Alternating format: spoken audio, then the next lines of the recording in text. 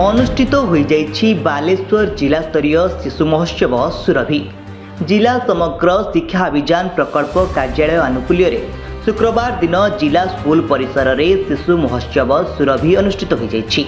एही कार्यक्रम में जिला शिक्षाधिकारी प्राची तनयागिरी सभापतित्व करथिबा बेले मुख्य अतिथि भावे बालेश्वर सांसद प्रताप चंद्र षडंगी जोगदे कार्यक्रम को आनुष्ठानिक उद्घाटन करथिले। सुरभि कार्यक्रम द्वारा पिलामानंक मध्यरे थिबा लुकायित प्रतिभार विकास होइथाय बोली कहिथिले सांसद प्रताप षडंगी।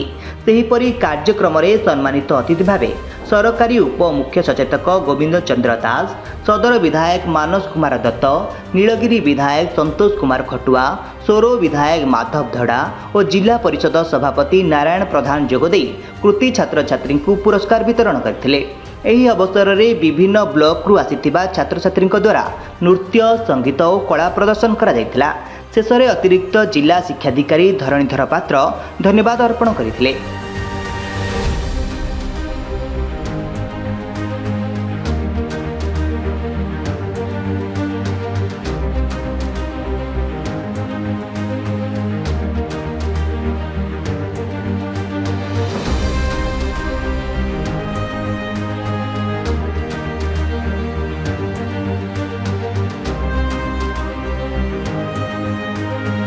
बालेश्वर ब्रह्मानंद स्वाईं रिपोर्ट, ओडिशा न्यूज।